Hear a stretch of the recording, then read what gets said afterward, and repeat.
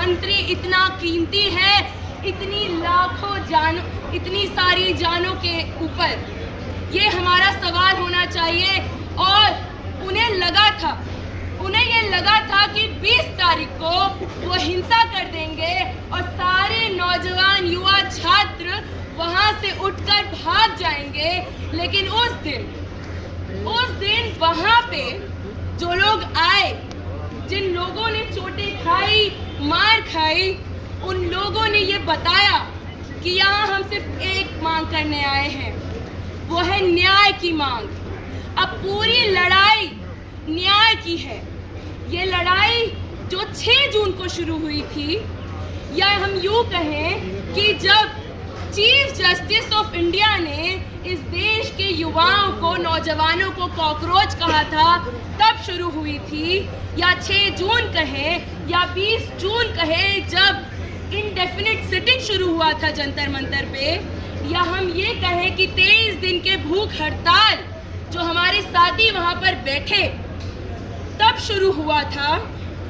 लेकिन आप देखिए कि 20 जुलाई को एक दूसरी लड़ाई शुरू हो जाती है। फिर वो लड़ाई किसी अभिजीत दीपके की नहीं रह जाती, सोनम वांगचुक की नहीं रह जाती, नेहा, अमीन, मनीष, दानिश, दीपक और ऋषिकेश जो भूख हड़ताल पे बैठे थे, अपना शरीर गला रहे थे कि इस देश के लोगों को अपनी गलती हुई देश की जो तस्वीर है वो नजर आए। सिर्फ लड़ाई उनकी नहीं रह जाती है, लड़ाई फिर अब न्याय की हो जाती है, इंसाफ की हो जाती है। साथियों, कल हमारे प्राइम मिनिस्टर रात के 12 बजे एक वीडियो रिलीज करते हैं। उन्होंने थोड़े चेंजेस लाए होते हैं, थोड़ा एंगल बदला होता है और मित्रों की जगह वो फ्रेंड्स भी कहते हैं। उनको हम यहाँ से बता देना चाहते हैं कि थोड़ा जाकर इतिहास पढ़े। 1789 में जब फ्रांस में क्रांति हुई थी, तो वहाँ पे एक किंवदंती है कि रानी ने कहा था कि अगर इनके पास रोटियां नहीं है तो इनको बोलो कि केक खाएं। हम 2026 में हैं और नरेंद्र मोदी को बता देना चाहते हैं कि हम रोटियां भी खाएंगे और केक भी खाएंगे। तो सेक्रेटरी ऑफ एजुकेशन का भी इस्तीफा है, लेकिन हमको केक भी चाहिए। हम छीन के केक लेंगे और वो धर्मेंद्र प्रधान का इस्तीफा होगा।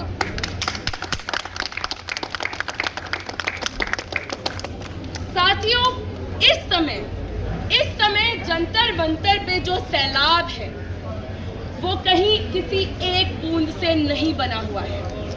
देश के कोने कोने से आवाजें, देश के कोने कोने से सपने जो हिंदुस्तान को बनाते हैं, वो सपने जिनको रौंदा गया है, जिनको कुचला गया है पिछले 10-12 सालों में, ये सोचा गया है, ये सोच के ये खुश हो रहे थे कि हमने तो इतना जहर घोल दिया है कि सारे फूल ही मुरझा जाएंगे।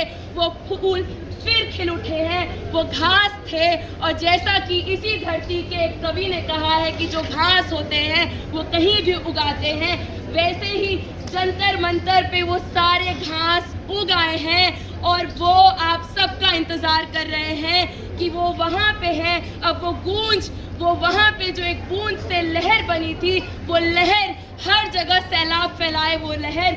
इसलिए हम यहाँ पर आए हैं आप सबसे गुजारिश करने कि इस देश का कोना कोना जब जाग रहा है तो हर यूनिवर्सिटी, आप देखिए कि दिल्ली में सारी यूनिवर्सिटीज़ को ये इंस्ट्रक्शंस आ गए हैं। दिल्ली यूनिवर्सिटी से लेकर जवाहरलाल नेहरू यूनिवर्सिटी, जहाँ की यूनियन की मैं प्रेसिडेंट हूँ, जहाँ पे पहले दिन से ही बैरिकेड्स लगा के रखे हुए हैं उन्होंने, उनकी इतनी जुर्रत हो गई कि हमारे वीसी को भी वो बोल रहे हैं और हमारी वीसी बड़ी ही बेशर्मी से ये ट्वीट भी कर रही हैं कि प्रोटेस्ट पे ना जाया जाए, अपने एकेडमिक्स पे ध्यान दिया जाए।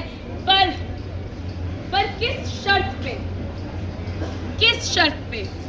पिछले 10 सालों में हमने देखा है कि चुप रहने से कोई नतीजा नहीं निकला है। चुप रहने से वही गुंडे, वही संघी गुंडे हमारे यूनिवर्सिटीज में आकर हम पे धौंस जमाते हैं। वही आरएसएस रिक्रूटमेंट्स ऐसे करती है कि पढ़ने और ना पढ़ने में कोई फिर भेद नहीं रह जाता है, और फिर वो हमें कहते हैं कि चुप रहो। लेकिन हर यूनिवर्सिटी से ये आवाज़ निकलनी चाहिए कि अब हम चुप नहीं रहेंगे। जो लहर जंतर मंतर से उठी है वो हर यूनिवर्सिटी में जाएगी, हर छात्र उसमें आएगा, उसकी गहराइयों में अपने सपनों को ढूंढेगा, और वो सपने होंगे खूबसूरत नए भारत के सपने, वो अच्छे दिन, वो अमृतकाल जो वो दिखा रहे हैं, जो अमृतकाल सिर्फ उनका अमृतकाल है, जहां वो हमें लाठियों से पीट सके, जहां वो हमारे शिक्षा को बेच सके, जहां वो गुंडागर्दी कर सके, जहां कॉर्पोरेट वही सर्वेलेंस सिस्टम जो दुनिया भर में, यूरोप में रिजेक्टेड है, यूरोप से रिजेक्ट किए हुए सिस्टम आप हमारे ऊपर लगा रहे हो। यहाँ पे कंपनियां हमें इतने सस्ते दामों में हमारी जिंदगियों को खरीद रही है, यही है हमारी कीमत। मौत पे मौत होते जा रही है, छात्रों की सांस्थानिक हत्याएं की जा रही हैं। एस अनीता को याद करने की बात है कि नीट जो शिक्षा का पूरा सेंट्रलाइजेशन करता है, उसके और एक कदम नहीं, एक पूरा रास्ता बनाता है, जहां तमिलनाडु की शिक्षा प्रणाली, जो बेशक हम सब जानते हैं कि देश भर से बेहतरीन है, वहाँ उस लड़की को जान देनी पड़ती है क्योंकि आपको शिक्षा को बेचना था, आपको एनटीए जैसे संस्थान लाने थे। 2017 में एनटीए आता है, 2017 में, और ये जो पूरे नियो लिबरलिज्म का एक फसाड है उसको तोड़ देता है। ये लोग कहते हैं कि सरकारी चीज़ें काम नहीं करती हैं, ये लोग ये बात कहते हैं, ये लोग कहते हैं कि सरकारी चीज़ें काम नहीं करती है, हमको हर चीज़ का निजीकरण करना पड़ेगा।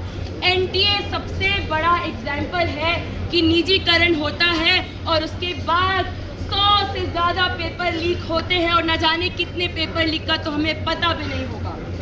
लेकिन साथियों, ये बात अब सिर्फ पेपर लीक की नहीं है, जैसा कि मैंने पहले कहा, इंसाफ की बात है। बात इंसाफ की है, और बात इसकी है कि जब आज इतिहास के इस मोड़ पर हम खड़े हैं, तो जिन्हें भी हम अपने आइकन्स मानते हैं, जो अपने आइकन सावरकर को मानते हैं, उन्होंने अपनी दिशा निर्धारित कर ली है। लेकिन जो अपने आइकन्स भगत सिंह को मानते हैं, जो अपने आइकन्स अंबेडकर को मानते हैं, सावित्री बाई, फातिमा शेख को मानते हैं, उनको ये सोचना पड़ेगा कि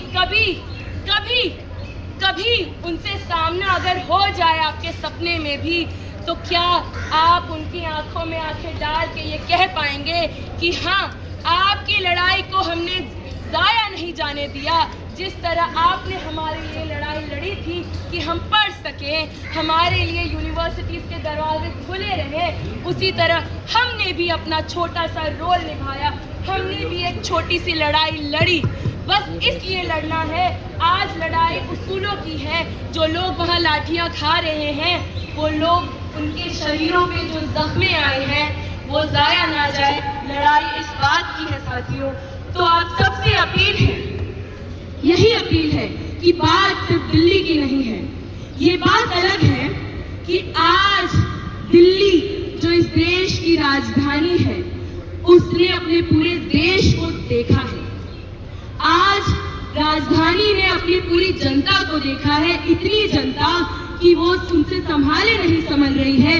उनके लगातार टैंक आ रहे हैं टीयर गैस से भरे हुए, उनके वाटर कैनन्स भी वहाँ पे सूख जा रहे हैं। ऐसी जनता आई है वहाँ पे जो उनसे डर ही नहीं रही है, जिनका डर खत्म हो गया है। और जिस इंटरनेट का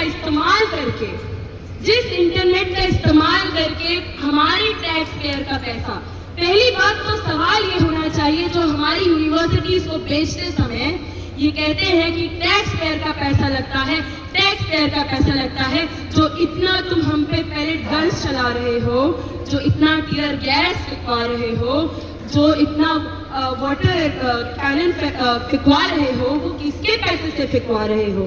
टैक्स पेयर के पैसे से। जब टैक्स पेयर के बच्चों पे तुम गोलियां चलवा रहे हो, तब टैक्स पेयर का पैसा जाया नहीं जा रहा है।